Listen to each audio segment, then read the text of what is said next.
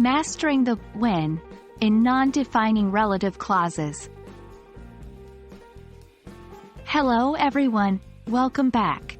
Today we're going to unlock the power of non-defining relative clauses in English, specifically focusing on using the word when for times.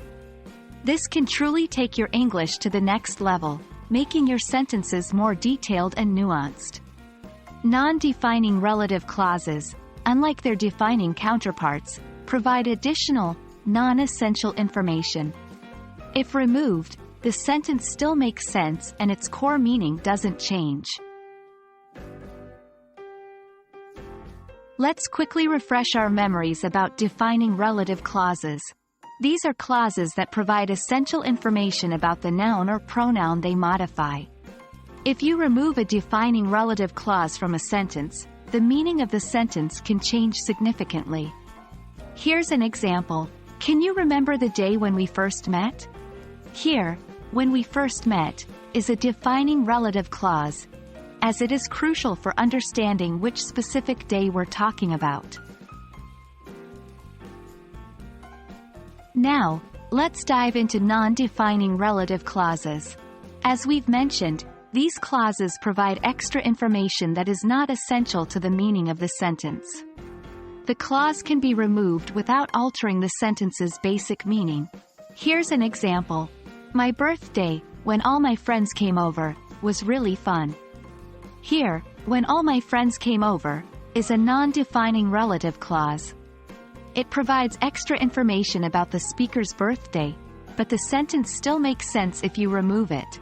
My birthday was really fun. The word when is used in both defining and non-defining relative clauses to refer to time. However, in non-defining relative clauses, when adds an additional layer of information about a specific time that may not be essential for the sentence's overall meaning. Here's an example. The summer holidays, when we have lots of free time, are perfect for traveling. In this sentence, when we have lots of free time, is a non-defining relative clause. It adds more detail about the summer holidays but isn't necessary for the overall meaning of the sentence. So there you have it. That's the rundown of using when in non-defining relative clauses. I hope this helps to make your English more fluent and detailed. Remember, defining relative clauses provide essential information, while non-defining ones give extra, non-essential details. And when is a fantastic tool for providing additional information about times. Thanks for tuning in today, and keep practicing these new skills. Happy learning, and we'll see you in the next lesson.